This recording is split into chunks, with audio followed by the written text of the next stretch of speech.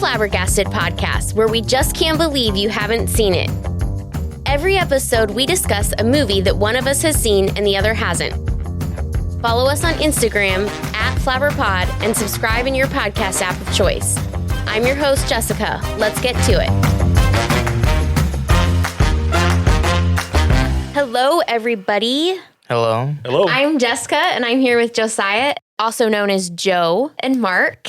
Joe is my nephew, Marc is my brother-in-law, and we were at family dinner a couple weeks ago, and we were talking about Rocky and how we recorded it for the podcast, and how I was like, meh, I don't really love this, and thus led into Marc and Joe talking about how much they do like Rocky and how it's just amazing, and 2 is better than 1, and I think they said 3 is better than 4, so I enlisted them to maybe share with me their excitement over the movie.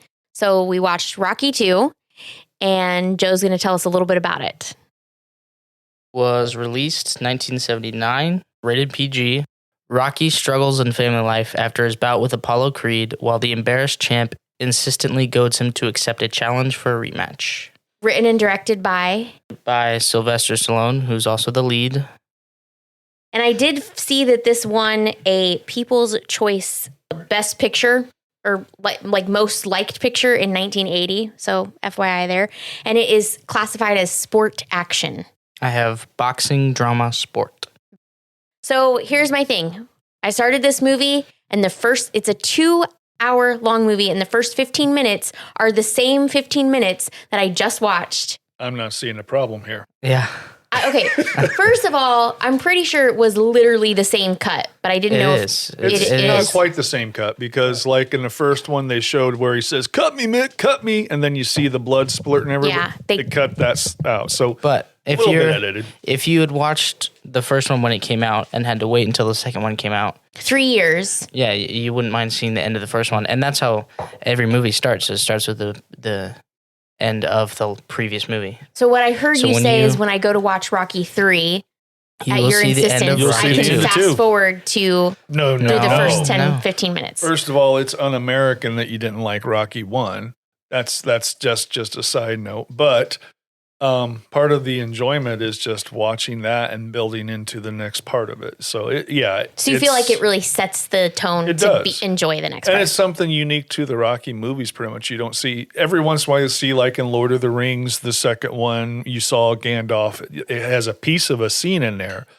But this actually has where the end is the beginning of the next one, and it just builds a new story. I think it's a good concept. Did TV shows at this time, I'm asking you because you have the most age out of the 3 of us, do the previously on recaps? They did. Well, yeah, back then you were watching TV shows. In 1980, VCRs weren't even a thing, really. So you're looking at previously on whatever. There was an old show I really didn't like called Hill Street Blues, but it'd always start with previously on Hill Street Blues, and you know that it's time to change the channel. So so it was definitely a thing for TV, and Rocky sort of pulled it in very differently. They did it differently. Yeah, but it wasn't a previously concept. on. It just starts the movie right in fight, and just a really easy way to add to the runtime. It really is. but if you're enjoying the movies, you don't care about that because your favorite parts are the fights anyway, and so you get at least that part, because in Rocky 2, you don't get a whole lot until the very end. Yeah. You watch it, the most enjoyable parts are the training montage and the fight. Yes, I'm a big fan of the training montages. Yeah. Pretty much in any movie. Yep. Especially when I was a kid. I was definitely not interested in the build-up period. Like, training montage, cool. Fight, cool. But everything before that just didn't... it interests me now, but when I was a kid, just when I watched them and I liked them, I did not care about. Yeah. So tell me how you guys first, because I think before we start talking fully about it, how you first got into Rocky. Maybe. I watched Rocky 3 when back when they created this thing called cable television. I was living in North Carolina, and really it was I was visiting someone's house, and it was the first time I saw HBO, and they had movies on there. And one of the first movies I saw was Rocky 3, and I was like, this is amazing. And I didn't even get to see it all because you're there, you get to see whatever part it's playing. And it's not, there's no rewind. You might watch it again if it comes on later, but I wasn't there. So I saw that piece, and that's the only thing I saw. And then I moved back to Indiana, and we have, if you're going back to those VCRs, we had to go out to these places to rent VCRs. And, everybody remembers Blockbuster probably, but back then it was Curtis Mathis. And my uncle would rent the same movie every week, Rocky III, the same one I saw pieces of.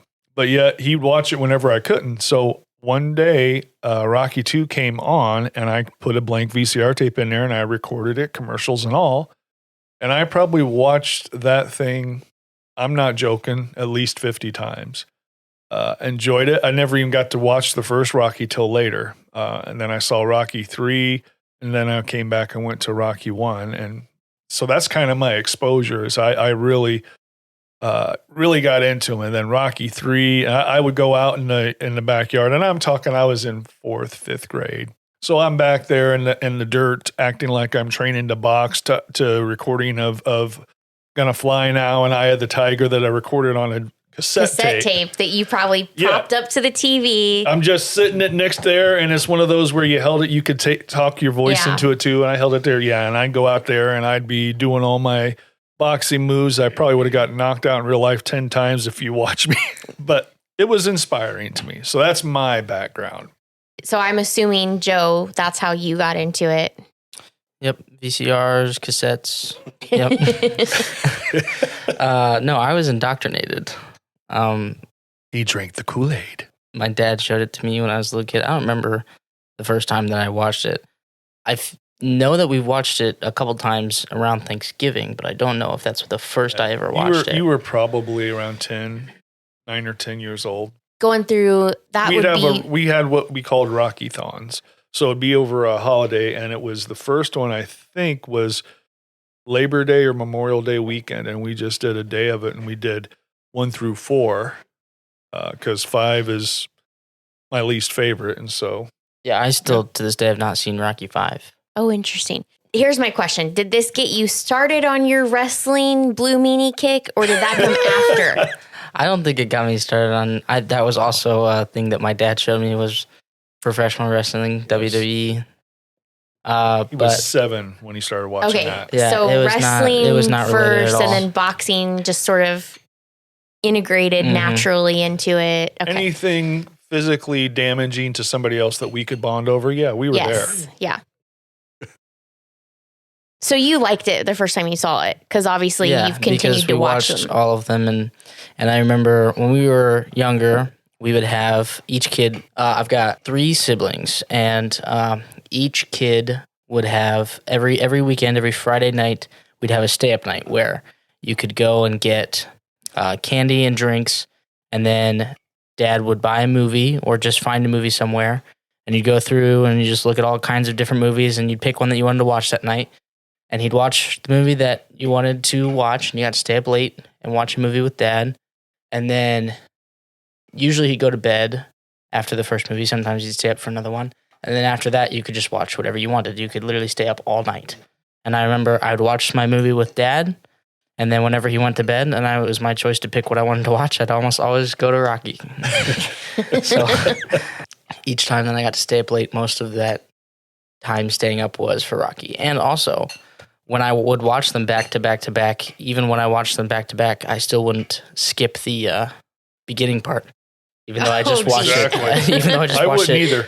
I just watched it 40 seconds ago, but I would just watch it again. I did appreciate that it started where the other one ended, outside of the doubling up. Oh yeah, I mean, it started like instantly. Except I got to tell you guys, and maybe this is me, maybe I'm impatient. But we're spending this, first of all, movies from a certain time period definitely have a long credit scene. And we're spending all this time in the ambulances to get to the hospital. And I actually watched it with my dad. Yep. And he's like, I don't remember this one, of course. And he's like, is Rocky in the ambulance? What is happening here? Like, I didn't see him get in the ambulance, and maybe I missed that. But anyways, we get to the hospital, and I'm like, okay. Why is everybody pestering him, first of all? Like, the guy needs medical attention. They both do. What are we doing here? Yeah, well, like reporters and paparazzi are not usually very considerate. Yeah, not very considerate, compassionate people. So, and I mean, it was a pretty big deal that this complete and utter nobody from just the slums of Philly just came and took the champ the distance when not even the top guys of the division could take him all the way. And then this nobody comes in and surprises everybody, held his own. And I mean, as you see later on too, nobody believes it because it's so unbelievable. Everybody's just stunned. So it was a pretty big deal. And Rocky 1 was inspired by when Sylvester Stallone saw Muhammad Ali get knocked down by some he wasn't completely unknown, but he was basically a ham and egger compared to Muhammad Ali. Now Muhammad Ali ended up winning the fight too. And so he rode in there, and Rocky was actually the first one ever to knock down Apollo Creed, and that was in the first round, I believe. And so it was just, all this stuff was just a really good underdog, feel-good story.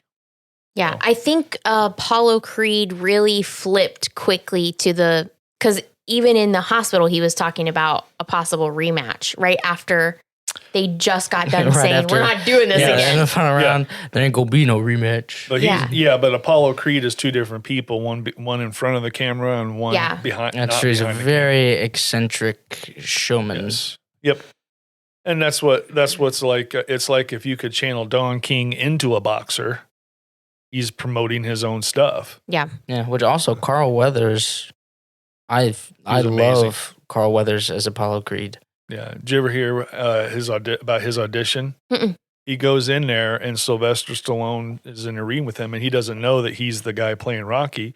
And so he just basically starts pumping jabs at him and really connecting on some of them. He's like this. And then he just goes, well, if you get me a real actor, I could do this better. Oh, ouch. And Sly's like, I got to have this guy.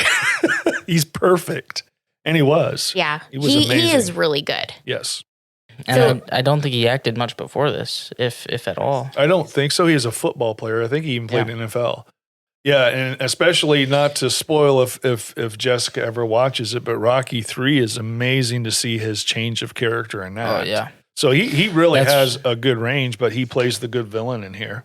Yeah, I mean, you were talking about wanting to just watch Rocky 3 because we were talking about how Rocky 3... Because you said that was your favorite. It was, but it's my favorite because each movie there's character development and you do not appreciate what you're seeing in Rocky 3 as much as if you don't see the middle there between Rocky 1 and Rocky 3. Which is the only reason I'm giving Rocky 3 a shot. I just want you to know because you said you can't appreciate the character development and I appreciate that outlook and especially that you said it. So well, I'm doing that for you.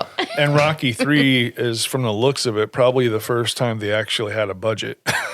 Yeah. And they got to develop characters like Paulie and other people to more likable and still annoying versions of themselves. I'm not going to hold my breath on that one. But before we go on, we should take a minute because Carl Weathers passed away in February of this year.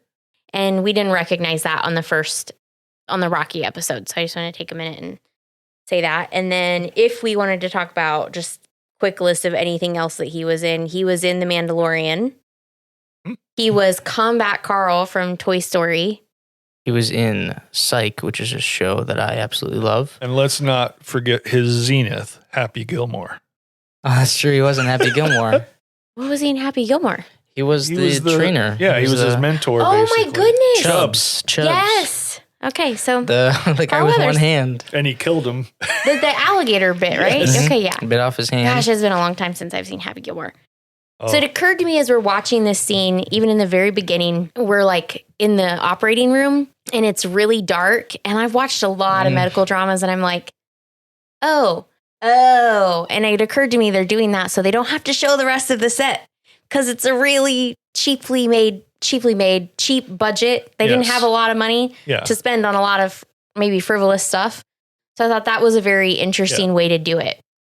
Yeah, it's a little bit. Plus, it's basically, you just finished the 70s. If you watch TV and movies there, having it kind of dark and gritty, it was pretty common. Of the style. Yeah. I think it's funny when he's in the operating room and he's talking about, he's like, I never broke my nose. As he's like going in and out, and he's talking about his nose and his eye. Yeah. And he's just talking to the doctors like they're just casual chit chat. He doesn't sound much different when he's sedated than he does when he's regular. Yeah, he doesn't. I think he's, A little slower, but not much. A little slower, yeah, that's what I was going to say. I also enjoy when he's coming out of the hospital, which again, people are bothering him. Holy cow. And he's like, I'll just call you. I'll just be like, hey, yo. Which I also like about that because I think it kind of speaks to his character because he just he didn't win, but he accomplished his goal. He's kind of a big shot now. And I mean, these people outside are talking to him about big numbers and big money, and he's got something more important on his mind. So he's shooing these guys away, which I think kind of speaks to his character a little bit because he's, I mean, he came from absolutely nothing and he very easily could have just, I don't know. Yeah. But it just really shows that he didn't really, that's not really what mattered to him. It was about character. And I don't think he ended up with a prideful outlook. Like there's a difference between being prideful and being proud. Yeah. And I think that he was proud of his accomplishment, but he wasn't thinking that he was better than anybody else. And he was more happy to have like put that behind him than anything else. Like he did what he came out to do and he was happy. And that's pretty much what it was about for him. Well, yeah, I think the ending of the first Rocky story actually happened in the hospital when he got up and wheeled his wheeled his wheelchair to the hospital room of Apollo and said, "Hey, Apollo, yo, it's me, Rocky. Just wondering if you gave me your best." And he's like, "Yeah, man, I did." To him, I was like, he gave me his best and I hung with him. And that was his closure. Like he didn't need. Yeah, he didn't have anything left to prove. And so that was where that story, I think, in his mind and his heart was finished. And then he goes out to reporters. He's pretty much, he's moving on to the next chapter for Rocky. Yeah, like if you look at how people typically handle the press, he just doesn't care at all. No, he had on his mind to go propose to his future wife in the weirdest way possible. Yeah. Which is funny to me because in the first Rocky, that guy that was always riling him called her the terms didn't age well, but a mentally challenged person. They like to go to the zoo. And where does he take her to propose? The zoo. Yeah. It's like, couldn't have thought of anywhere else. Well, and it's the zoo in the wintertime. Yeah, in the middle of the winter. So I'm wondering if they were able, like, that was an easy location. I think it's a budget issue. Yeah. Because, and you're in front of the tiger. But he's like, I wonder if you wouldn't mind marrying me too much. It's like, okay. Give him some more of whatever you sedated him with. He was more fluid there. Man, really kicked up the charm when it matters. Yeah. Yep. I did think that was sweet, though. I do think you get a little bit more of that story, and that was definitely better this time around. The Rocky and Adrian. Yeah. Yeah. And Rocky, like I heard an interview with Sylvester Stallone, he talked about what he realized makes everything work is making Adrian the core. If he's not in sync with her, then the whole world's falling apart. And so them connecting in that second one and getting further on that really just furthered that story once he realized that she was the core of who he is. What else you got, Joe? Nothing. It's hard. I wasn't here for the first movie podcast, and it's hard for me not to just talk about the first movie a ton. So let's just move on. I really appreciated that Adrian's so good with numbers, and I'm like, why are you not giving her more? He is very romantic with her, but he does sort of steamroll her a little bit.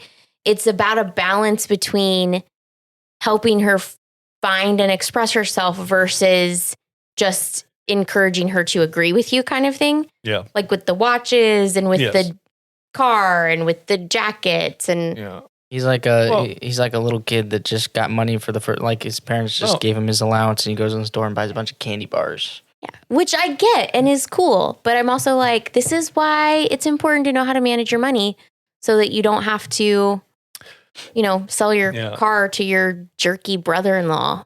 Yeah. Well, I also, what it reminded me of is those people that win the lottery and then they're broke again in 2 or 3 years. I actually know personally someone who won multiple millions of dollars and they would give my wife bags of clothes that still had the tag on it because she happened to be the same size. And within 2.5 years, I was working at a car dealership and they were bringing their truck in trying to sell it for cash because they were broke. Yeah. And I think after taxes, it was over $3 million. They just flew through it. And that's what he was doing. He was just won the lottery and he was trying to be, first time he could do something to really take care of the people in his life. And I think that's where he was getting his enjoyment. Wasn't For just sure. spending the money, it was spending the money on people. On people. So, yeah. And that was, what's interesting is that was the most he changed until he basically hit a brick wall, and that never really affected him like that again. In future movies? In future movies that you have not yet seen. That I have not yet seen. Yeah, it didn't, even though he did change, it didn't really change his character. Hmm. He can just kind of change his attitude for just a little bit, but. Yeah. I think my favorite line in this movie was, so just in case you're following along here, he wins the fight, he spends some money, Adrian gets pregnant, they buy a house or a condo or a townhouse or whatever. Cheap. And Condominiums. Crazy. I never use them. That was not my favorite line, but that was hilarious. I did laugh out loud. I never use them. And he decides that they end up having some kind of money troubles, if you will. He kind of runs out of money and he goes to get a job at the meatpacking place and he comes home and she's like, how are you doing? Are you doing okay? And he says, what does he say? He says, my face is tired, but I feel okay. Because I think she says, you look tired. And I was like, That's what I'm going to say the next time somebody says, you look tired. Well, my face is tired, but I'm all right. Yeah. No, I did not have a favorite line. I had a favorite word. When she comes out of that coma and they're meeting the baby, and then she's like, I want you to do one thing for me. He's like, what? And then she goes, when? Like, what? Skipping about it like an hour and 20 minutes there. But yeah. But you hear that, like, it's funny. I had a buddy and me and him used to play basketball every night. And we would always like to go out and we would literally do this. We go out and get 3 scrubs, we call them, or whatever. Someone not very good. And we would try to run the courts and win out all night against teams that had 5 better players. And so, but we'd play something to get us motivated, a song or something like that. And we'd always, pretty regularly we get that scene and we'd play that scene. And when she goes win, and then Mickey goes, what are we waiting for? Take this. And then then he goes into training montage. We'd watch that. Then we go out and play basketball. You gotta be careful picking up those scrubs though, because one of them might just go the distance. Yeah. Oh, bringing it back. Yeah. So before we get too far ahead, Lucas.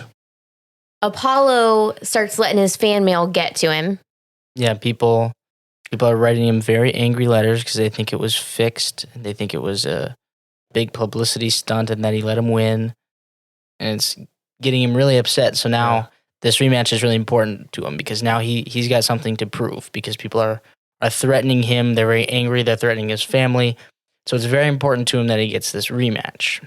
Yeah, and imagine it from his side of it is he's undefeated, never been knocked out, never had to go the distance. And this guy that he basically did as a gimmick just to fill in a gap ended up busting him up, almost winning the fight in the championship and knocking him down. He was completely embarrassed. And that the fan letters were pretty vicious too. You're a joke. The fight's a joke. Why don't you kill yourself? It's like, okay, well, true fan. Yeah. And I could see him doing that. And then when he's decided to go to be his own publicist, in this movie, he actually played a villain role. In the first one, he didn't necessarily play a villain. Really, the villains were everybody underestimating Rocky and treating him like a nothing. But this one, he literally became the villain in the role. And so it's interesting to see, like I talked about before we did this podcast, the hero's journey that I studied in college by Joseph Campbell. And you look and like George Lucas wrote Star Wars, he used that as a role model. If you look at Lord of the Rings, that's exactly how that flows. And there's different archetypes in there. And one of them's the hero, the villain. shapeshifters, all this, and Carl Weathers goes through all those different roles in the different Rocky movies, and he went into full on villain in this because he was embarrassed, and I thought that was an interesting shift. Yeah. And then another thing before they actually get the fight too is Rocky's struggle with the next chapter, because he wants, him and his wife want to step away from boxing because this wasn't this fight. I mean, he got beat up pretty bad. He's in danger of going blind with his eye from in the first movie with Spider Rico when he gets headbutt. Yep. He gets headbutt in the eye, and that leaves his eye pretty banged up. And then when he goes into the fight with Apollo at the end of the first movie, it's not fully healed yet because there's like 4 or 6 weeks. Yeah, it was really short. Yeah. Time It was a frame. very short time frame to. It's not even healed all the way up when he goes into the first fight with Apollo, and then it gets banged up really, really bad. He has to have surgery, and if he keeps fighting, he could go blind. Right. So for that, and just because boxing is dangerous in general, him and his wife want to step away from boxing. What he really wants is an office job. He doesn't have an education.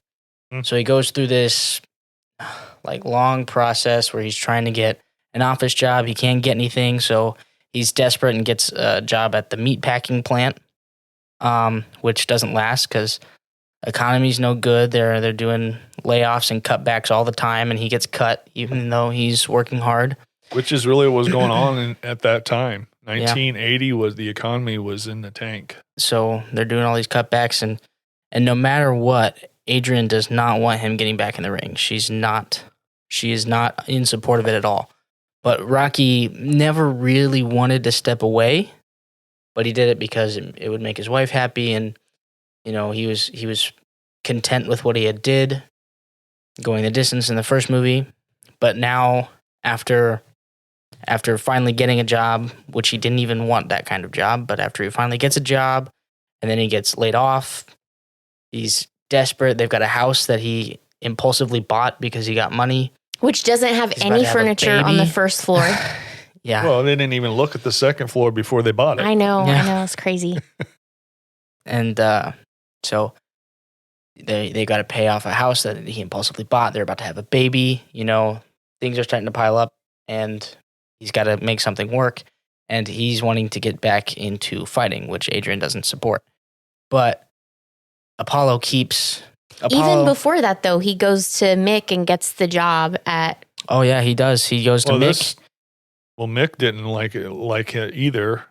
He didn't want him to go back to fighting, but they settled on... Well, he's the one that showed him the blind spot. Yes. This 70-year-old guy slapped tough him. love from him, but he was much more likable in this movie. Oh, yeah. Yeah, well, he was supposed to... Character growth. He was supposed to be really rough around the edges in that first movie. Yeah. So, and then, going back to that first movie, one of my favorite scenes was when he was up in the apartment trying to ask him to train him. Yes. And then Rocky's in the bathroom screaming, or he went to the bathroom and was ignoring him. And he went to shut the door and realized he forgot his hat, came back in, and Rocky comes out, sees him still in there, shuts the bathroom door again, and it's like message delivered, message received. And then Rocky starts screaming and punching the bathroom door, going on and on. And Mickey just says, well, this was my one chance to try to manage and get someone who's going to be a champion or fight in a championship. And so he walks down the road, and then Rocky kind of gets done with his rant and goes down and just says, oh, and you could see him putting his arm around him, and you know that he was going to agree to train him. So Mickey started off just really going after Rocky, and his reasons were accurate. He didn't like Rocky because Rocky worked for a loan shark and was busting people's thumbs and breaking legs and stuff is what he's supposed to be doing. And so he had to have his little rough around the edges to get that tension going. But yeah, by the end of let's face it, he's never going to be a guy that you're going to... He's not warm and fuzzy. Yeah, we don't call him... His nickname's not Colonel Cuddly or something. But you do notice in the second one, and I think that it's more believable that he actually likes Rocky in the second one. Like, he actually enjoys him. Well, because they hardly didn't really know each other. Like, Right. if you remember in Rocky 1, he's talking to the doctor that's the cut guy. He's like, listen, I think we really got a shot here. He goes to the body like no one I've ever seen. He didn't even know what Rocky's skill set was. Yeah. And he trains all the fighters in that gym. So that's how little he was involved with Rocky. So they really didn't know each other until Rocky 2 after, he gets the championship and all that. Or is training for the championship. So, yeah. And there's something about going to war with somebody like that brings you close together, even if you don't like each other. Yeah. You're bonding over the shared experience. Okay, so... And a shared victory as well. A shared victory. Well, not yet. The first one, when he went to talk to Mick about fighting again, he had not won. He lost the first match. Well, they set out, they accomplished what they set out to do. Yes. Although I love when the reporters are there and they're talking about that and Rocky's all calm, I'm officially retired. And Mickey's like, I don't care what those guys said. He's the winner. Yes, I like that. He stirred the pot. He did. So Rocky decides that he's going to kind of help out at the gym, cleaning up. And I think that's fine. Like, I think he's close to what he enjoys doing and he's helping out. And I just, like, he's not too good to be doing it, even though Mickey's like, you're kind of royalty here. Are you sure you want to be picking up people's spit buckets? And also the guys are taunting him the whole time because they're horrible. Yeah. Well, I will tell you this, that I really connect with the part where he's talking with Mick. He's like, well, it's kind of embarrassing and all this. He's like, I got to be around it. And I'm like, you know what? I played basketball. I love basketball. I got a scholarship to play in college and my knees were done before I could play my first game. And I started coaching because I stepped away long enough. And I'm like, I miss it. I miss the smell of the gym when I walk in. I miss the sound of the ball hitting the ground and playing.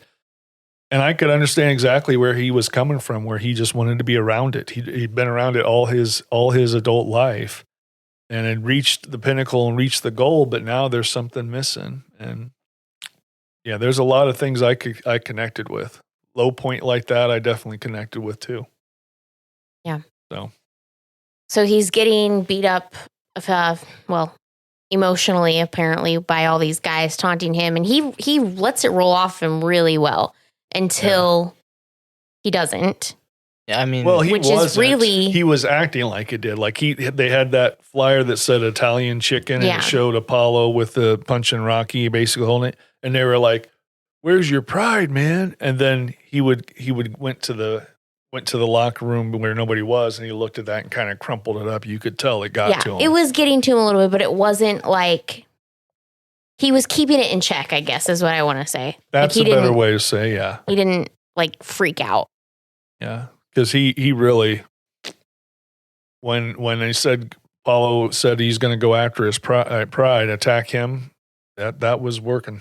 Yeah, Apollo gets so desperate for this rematch because he feels that he's got something to prove and he really just wants to get in there. And he gets so desperate that he just doesn't care. There's no boundaries anymore. And he's attacking him, and he's attacking him publicly. I think that's a good point. There's no boundaries anymore for him. Yeah. And Apollo really thinks that he just took him lightly. He wasn't training hard. He wasn't prepared. And that if he trains like he really usually does and was ready, he's going to knock him out in the first, second, or third round. So he really wanted to do this because it's a way to redeem and show that, hey, I was just off my game. I just didn't train hard. And I think he really believed that. The character in the movie did. Yeah.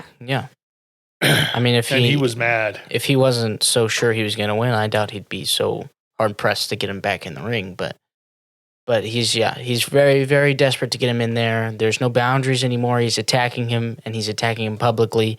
And then it gets to Rocky, just combined with the struggle to get a job in the first place, and also just with his love of the sport. It gets to him, and regardless of how his wife feels about it, it gets to Mickey too. It really does, because he was not about that, and that just fired him up hard. I mean, their relationship really built from the first movie. He cares about Rocky. They accomplished something pretty big together, and he didn't want to sit by, and he didn't want to hear that. And he also was When- seeing how he got treated at the gym when he's working there too. Yeah, and he genuinely believes in Rocky, which I think is very touching.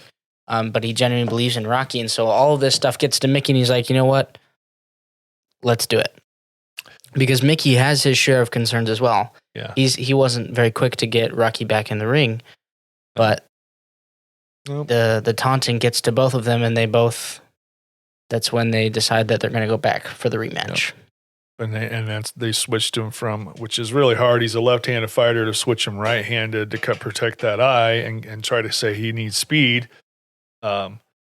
Which, if you watch the movie, you know, he switched his stance from left to right, but really Apollo still pumped a jab into that eye anytime he wanted. Oh my gosh, so much. He was not protecting his face at all. I think his strategy was to tire Apollo out by letting him punch him in the face as many times as he wanted. Which, For real. by the way, that always irritates me in a movie where somebody's like, when they get this idea in their head that they just think is going to work, and then when they have the opportunity to share that information with anybody, they just don't.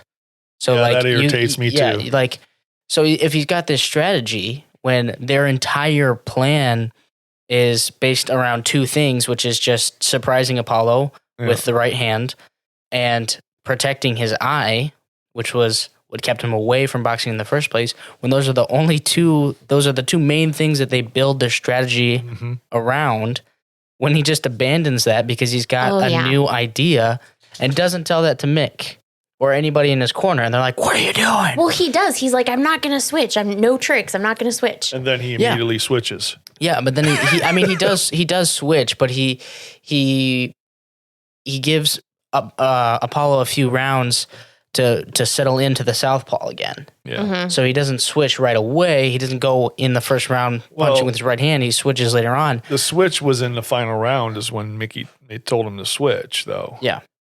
But it just irritates me when he's got this idea, okay, I'm going to tire him out now, when the whole idea was to protect his eye, and Mickey thinks he's crazy because keeps getting punched in the eye when he could tell Mickey the strategy the whole time. Although I don't know that was he never stated that was his strategy. He just boxed without guard. Well, he just kept saying, I know what I'm doing. I know what I'm doing. Yeah, he said he knows what he's doing. He didn't say that's what he was doing. I think it was heavy. Regardless, he abandoned the plan and didn't share the new plan with Mickey, and that happens. Which is not being a team player. And I would just say this.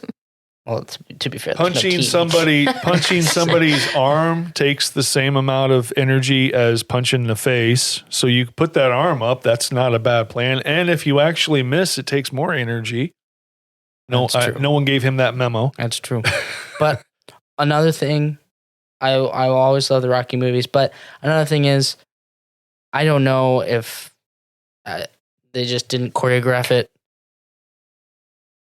with the idea that he's left-handed in mind, because every time I watch the movies, he's primarily using his right hand. Yeah, that's because he's right. He's right-handed. Right-handed. Yeah, I know, but the character's left-handed. I know, but yes. I think he. But even in the first one, switched it because I think he was probably after the first one tired of trying to pretend to be left-handed. Well, in the first one, he's still primarily right-handed, and it bothers me every time I watch it. Yeah. But yeah, the whole arc you have was looking at him, and one thing we didn't mention, going through all this and getting that fight, he also had those sponsor opportunities that he turned down. And why did he quit? Oh my goodness, I forgot about the $100,000 contract, and he quit because he was embarrassed, and he got embarrassed by that guy. And he's like, who was being a jerk? He was being a jerk, but here's the thing: $100,000 on the line. You, sir, being a jerk to me. Who's signing the check? Okay, let's go. Yeah. Take $2,000. I don't care. Send me the check. $100,000 is a lot more back then than it is today. Yeah. And if I was doing a job for $100,000 and that's how I was being treated, I would 100% put up with that. I would put up with that all day. And then if I just did one commercial shoot and I got $100,000. He quit over his pride. He went and spent that money kind of as a pride thing. He went and talked to his wife's like, I never asked you to stop being a woman. Don't ask me to stop being a man. And he went ahead and took the fight. It was pride thing. And what I'm saying is that pattern went all the way through. And when he went into that fight and was just doing what he it was, again, he just pride thing. Yeah. Which it didn't seem like that was how he was rolling when he first got out of the hospital, and then it started kicking in. So, Joe, how much? Well, $100,000 back then is $433,250. Almost $500,000. And he walked away because of his pride, because the guy was a jerk, and I guess money wasn't really the number one thing to him. Yeah, I mean, he had his wife sitting there, and she was pregnant, showing. Mm-hmm. And he was really excited about the commercials too, because every time he went and bought something, he's like, "Don't worry about it, I'm doing commercials now." I don't know why this is what bothered me. A couple things. I don't know why they didn't give him the lines beforehand, because I'm sure he could have memorized them. I'm sure Adrian could have read them for him. They could have gone over them together, because she was super supportive in that way. So that annoyed me. I did like, though, that they show him struggling with the lines, because Sylvester Stallone, I read this on the internet. I'm pretty sure it's true, but maybe it's not, has been somebody that has been diagnosed with dyslexia. So I think that was a good opportunity to make a point about something in 1980, 1979, even if people didn't know that that's what they were making a point about. Yeah. Is a little way to get it in there. Appreciate that. But the guy was a jerk, but he did walk away from that, and he really... And that guy was not his boss. He was just one director for one commercial. Right. The agent person that signed him up for it should have better prepared Rocky. Like, there's so many things now, and I don't know if that was normal at the time, but now I'm just like, you have such a better opportunity to be successful if you're taking care of somebody to prepare them for what they're going to see, prepare for what you're going to do. Like, preparation is key. And let's face it, you would have adapted. You would have had someone saying the lines, then having him repeat the lines or something like that. Or you would have just had a voiceover where Rock say, "Okay, Rocky, put on that Beast aftershave," and all that, and then having someone say, "Rocky Balboa, right, a man's man using Beast aftershave," and then he just looks at the camera and say, "Yo, my name's Rocky Balboa, and I use Beast aftershave. You should too," or something like that. And they could have pivoted so easy. Yes. Yeah, and I mean, the whole scene is like 4 or 5 minutes, and they do switch sets, so it's longer than 4 or 5 minutes in actual time. But it's not very much time for them to be like, "You're wasting my time. I'm losing my money. Get somebody else in here," because it's been like a day, maybe. Yeah, that was kind of ridiculous, but he walks away from that. And then we're back to the point where he's accepts the fight. So I love the press conference where he's accepted the fight. Yeah. And he's like, man, he's still mad. And Apollo Creed is sitting there just talking trash. And I do not like Paulie. I want to be very clear that I do not like Paulie. But you don't like the horrifically drunk, verbally abusive comedic relief? Physically abusive too, but he makes the comment, and I don't remember what he says in the press conference. I can't remember it right now, but I love the comment that he makes, and I'm like, I think he's like very good example of somebody that you keep seeing the good things in, even though he's consistently being a jerk and not a good guy. And he's somebody, like, if that kind of person were in my life now, knowing what I know now about myself, I would be like, I don't know if I want you in my life. He's kind of screwed because that's his brother-in-law, but still, like... Well, they were friends beforehand, but, like, it's kind of like... they were friends for so long. I'm like, if I had met somebody like that right now, I wouldn't make friends with them. But if I had been friends with them before that, and then they kind of got to this point, I would definitely not be approving of how they're acting, but I wouldn't shove them away and cut them out of my life. As if, like, if I were to have just met them, I would never even let them into my life. But he improves a bit from the first movie, and he'll improve just as the movies go on. Yes, he does keep improving as the movies go on. And as the movies go on, he tends to be the butt of the jokes more and more. Yeah. In the first one, I think the first one is when his character is most relevant in each of the movies. In the first one, Paulie's a bigger character than he is in the other movies, but he does have a lot of growth, but not like when I was a kid, I thought he was really funny. I think he's still funny now, but now I recognize a lot more that he's not a great guy. He's runs his mouth. He runs his mouth whether it's somebody that he doesn't like or whether it's somebody that cares about him. He runs his mouth so much that the people who do care about him just kind of brush it off because they know he's a drunk jerk idiot. Mm-hmm. I had a friend in high school that ran his mouth and got me into more fist fights. And it would be just him saying something stupid. Most of the time when I wasn't there and I didn't know that he had said something until I was in a fight with somebody. Oh, you thought you were defending the underdog a little bit? A little bit. Or he would be saying, "Oh, Miller would kill you," and I get surrounding these guys like, "I heard you said you could take me." I'm like, "Who are you?" And then he punched me in the face. I'm like, "Okay, I guess it's on." Yeah. And the guy who was doing this, my friend, I'm like, he had some poly in him. But yet I see also I was loyal to him, and I see that in Rocky too. He's very loyal, and that never changed. He was loyal even to Mickey. Once he decided, went from yelling at Mickey to deciding he was going to let him into his world, that never changed. And that was one thing that Rocky always was about. You'll see in other movies with Apollo, that relationship changes, and once it does, that is cemented in with Rocky too. Now, Paulie does have, if we're going into the Rocky canon, Rocky Balboa movie, Paulie does play a pretty big role in that again. So, probably the biggest since the first movie, I would say. Yeah. Which, the loyalty thing with Rocky, you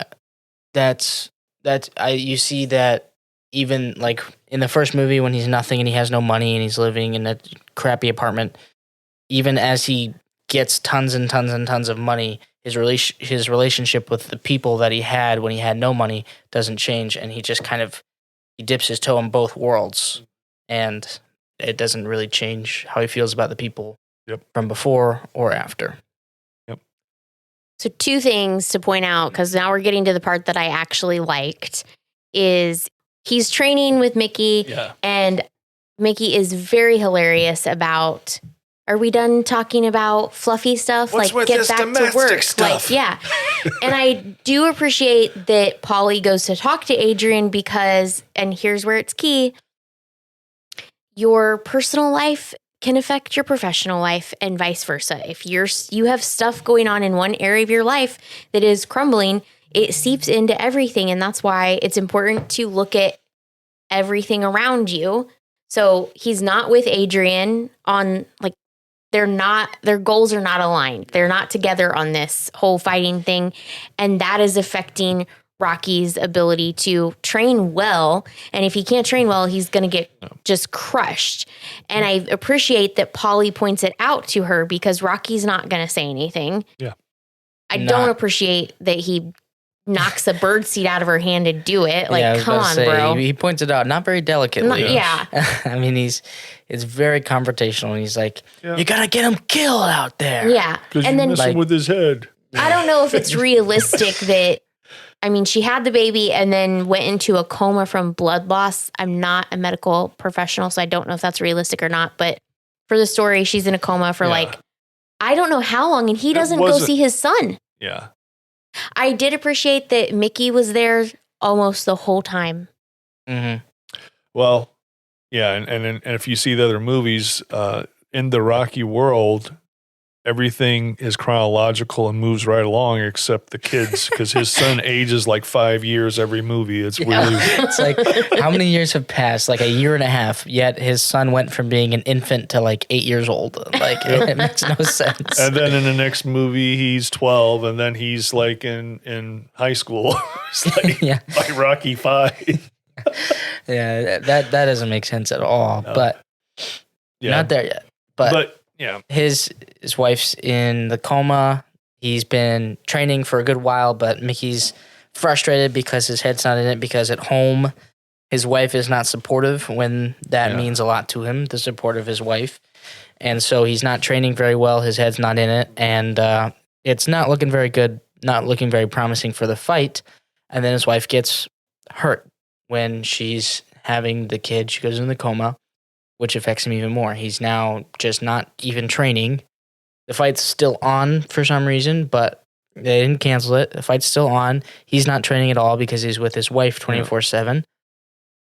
And so then this is where everything shifts. Yep. And this is a pretty common pattern in the Rocky movies. And we get the good training montage. Yes, so you get the good training montage. Everything shifts because, like you were saying earlier, your favorite line of the movie is he finally gets the support of his wife when she wakes up, and the last thing I think that she was thinking about before she had a kid was probably what Polly said to her. Yeah.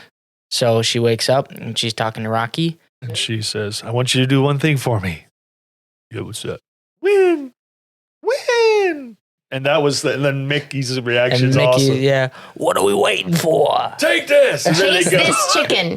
Now, I will say, that was before, I will maybe. say this. If she had been supported, so at the risk of getting a little preachy about this, I will say this, that if you have a good relationship with your partner, with your wife in this case there, or husband on it, but with a guy, I know that if I'm not in sync with my wife and don't have support, it doesn't matter if everybody else thinks things are going great. I feel like a failure. But as soon as she's on board, I can take on the world. And I think that's what happened with Rocky, where he was not training hard. And really the fight probably would have went a lot better if we're talking about Rocky like it's a real world thing, if she supported him from the beginning, because he would have trained harder from the beginning, because he went in there and he got beat to a pulp. If this was modern day boxing, it would have been stopped. Oh, yeah. And you could see they're having scenes in the fight where it looks like it's obvious he's concussed. Everything's blurry. Yeah. So, yeah. But I think that that support just unlocked what was holding him back, and he went after it, and that will to win. So the Rocky songs, Gonna Fly Now and Eye of the Tiger, which is going to come up when? Which movie? Rocky 3. Rocky 3. Because of the coaching of the basketball, and my husband plays music for basketball games occasionally, like during the timeouts and stuff like that for one of our local high schools. We've done a lot of research, like, what are good songs for this and what are good pump up songs for warm ups. And those two songs are on a ton of lists of what people listen to get pumped up for their games. It's like they're always on there. And the third one would be the music they played during the training montage. Yes. And it starts to go into that, and and you start seeing him taking a sledgehammer to metal and lifting logs, and just. As a kid, that's when I hop off the couch and I start dancing and punching. Yep. You're punching, you're shadow boxing. And, yeah. Which, ironically enough, I would do that as a kid when I watched it too. Yeah, I think all kids do. Like, if it speaks to them, they're doing that. There's something about Rocky, though. It stirs something, and it makes you believe that you can accomplish anything. It really kind of does, especially as a kid. And yeah, you get that back to that hero's journey, that call to adventure. If you step out into that, it just changes your life. And yeah, I mean, just like me, I can remember when I was in my late 30s, almost 40, and I decided to go back to school, go to college. That was hard. I would have to go through, and it felt like I was doing what Rocky's doing and going through a whole different thing. And that was it was a hard thing to do, but I would motivate myself and see movies like Rocky and Hoosiers and Rudy, and they all follow the same tropes and hit the same notes for me. But yeah, those things inspire you, and that does have a real world effect. Yeah, for sure. So we get to the fight, which I can't even talk about because it's horrible. He's not protecting his face. They're not even actually connecting. This is not the choreography, the fight choreography that I love and enjoy, but it's there. You got to watch it when you're 8 years old. Well, yes. I've missed that boat. I cannot go backwards. and if they really let's face it, if they're really connecting, that probably really would have been what their faces looked like. For sure. For sure. It was not good. They aren't, I obviously know they're not connecting, and sometimes it's painfully obvious that they're not connecting, but I still find those fights vastly entertaining. Even for the first one, in every single movie, I find the final fight to be vastly entertaining. I just could not get over him not protecting his face. It was just that's making me so frustrated. This movie changed my dad's life, okay? That's right. Which I appreciate. I appreciate the inspiration in it because you can see how from the first movie, the support system that Rocky has definitely increased. Yeah. And how important that is to his development too, which I appreciate. Yeah, I did like too that if you look at Rocky 1, very good finish where all the emotions kind of swelled and crescendoed right at that moment and they froze it. And in Rocky 2, you have that emotional connection and it does it too. Now you go from Rocky 3 on, it's not so much that you're like, yeah, he did it kind of feeling versus this big emotional because he's like, yo, Adrian, I did it. And you see Talia Shire, the lady playing Adrian, crying at home and all that. And there's an emotional connection on that, bigger than some of the others. I did appreciate that I thought it was kind of funny that he took the microphone, but I did appreciate that he thanked Apollo for giving him the opportunity to fight, and he, shout out to Adrian and the most real reaction I saw was Carl Weathers playing Apollo when he said, I want to thank Apollo fighting me. He looks that way and he just looks and he's like, he just wants to go in a hole and die. Yeah. He didn't want to hear it. That's how it is. There's a winning and losing gracefully piece. And I don't know that I've definitely seen people lose a lot less gracefully than Apollo, but I mean, he was realistic. Well, you and I have some mileage together on coaching basketball. Yeah. And we've seen some teams that were really bad losers. Yeah. And really bad winners, too. Oh, yeah. Some arrogant teams that both sides of that. But I think that was a pretty graceful of the fact that he walked up with the belt and handed it to Rocky. And Rocky at the press conference, you got anything negative to say about Champ? Yeah, he's great. Yeah. And Apollo walked over there and handed the belt and said, you're great. Derogatory, yeah. You hear anything derogatory? I like that Rocky, because even in that one, he doesn't really, outside of maybe a little bit of trash talk, he doesn't really disrespect. And he's constantly baited too. Like they want that from him because that's what these promos are about. The promos are to get the blood pumping or to get you to side with somebody. Yep. And he's just like... Right, pick your fighter. He doesn't even like feed into it. He just... Nope, not until Rocky 3. Yeah. Well, yeah. But going back a couple minutes here, you said Talia Shire, and that bothered me. Talia? It's Talia. I've heard it both ways. Okay, so question that we always end on is, would you watch this again? Which obviously you guys will watch it again. Only on days that end in Y. And I've seen it many, many times and intend to. I'm talking with my girlfriend right now about watching all the Rocky movies. We just watched Rocky 2 like a month ago, me and Joe. Okay. Yeah, we're going to watch Rocky 4 soon too. Yes. I'm not going to lie, guys, I'm not watching it again. But I will watch the third one. Yeah. For you. Rocky 2. Because you watched the first two, like Joe was saying earlier, the third one makes so much sense and really helps you buy in. It will be richer. I think it's my favorite by far. And you said 3 is your favorite or 4 is yours? 3 is my favorite. I guess it's not by far. 4 is close. 3 is my favorite by far because I think that the first half of 4 is just awful. I think it's terrible. Which the first half of 3 is not too good either, but it's intentionally not too good to build up the second half. But Rocky 4, I do not like the first half of Rocky 4 at all. I will say Rocky 3 probably moves the best too.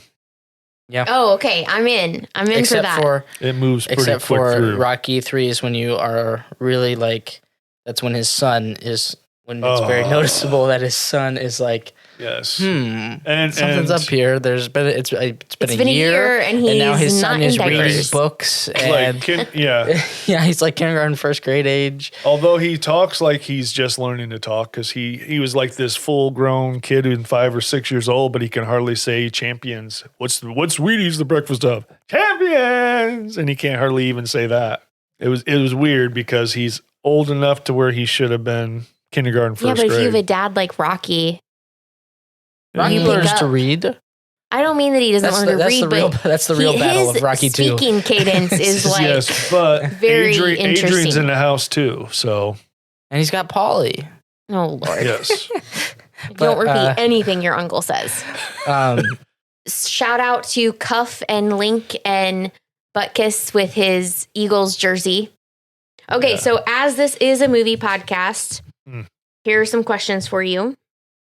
What is a movie outside of Rocky and any of the Rockies do we? that I you could think hear your eyes roll when you said that. that you think everyone should see at least once in their lifetime? Hoosiers. I already said that one. I don't know. Well, come on, Joe. I didn't know we were done talking about the movie. Did we even Oh, wait. discuss how the fight ended? I don't think so. The fight ended when he won. Yeah, but we didn't say that. But how he won too was pretty Yeah. dramatic on the Comes 10 down count. to the last second. Yeah. So earlier we talked about how he Didn't go with the plan. You're Go going to ahead. get him Earlier- detracted from earlier the. we talked about how he didn't go with the plan, but we also talked about how he didn't switch to Yes, switch back to left-handed. left-handed until the last round. So goes into the fight. The whole plan is fight left-handed because that's how he fought last time. That's what Paulo's going to be training for, is training to fight a left-handed fighter. And that's how it goes the whole round. Things aren't necessarily even.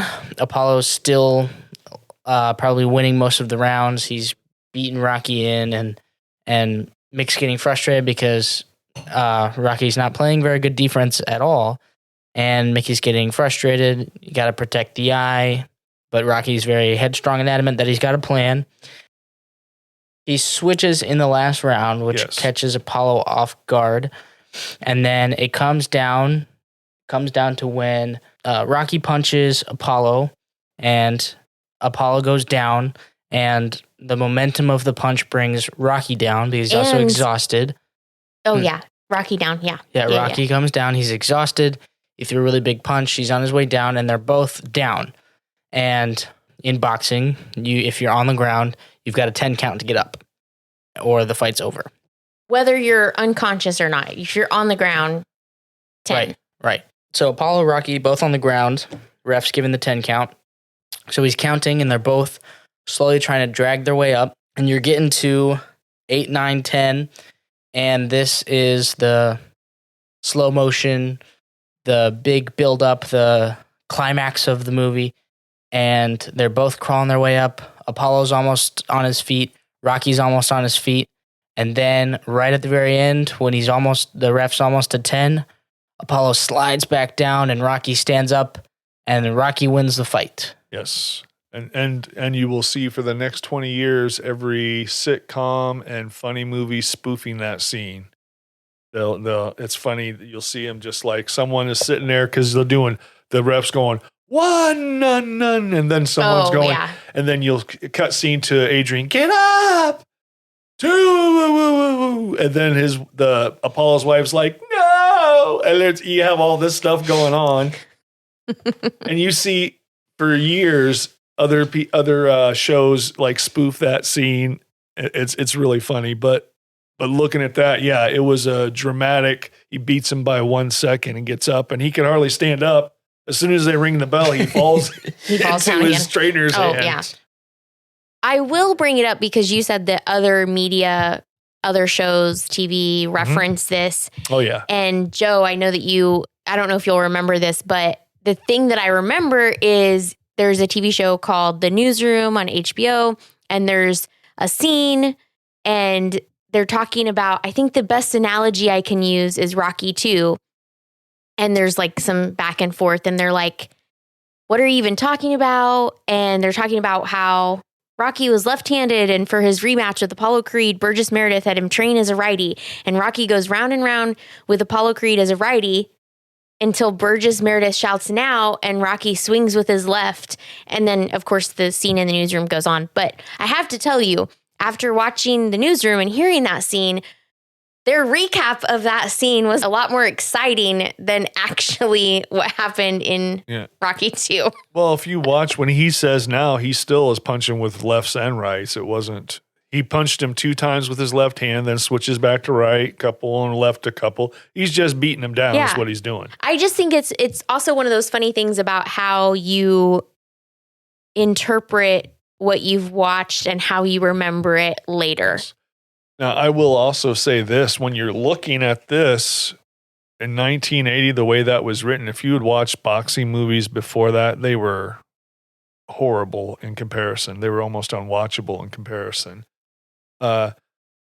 Boxing movies from that point on started getting better and better. I think Raging Bull came out that year or shortly after that one with Robert De Niro. You have movies that got better and better, and even the Rocky movies got better and better. But for its time and where it, and I think it told a good story, and I think it really, if it would have ended there, that could have ended the Rocky franchise, and it would have been good. If you would have ended at Rocky 3, it would have been good. I mean, it keeps going on. 4, it would have been good. I think every movie was, well, I mean, I can't say every movie, but even 1 and 2, like they were complete, total stories.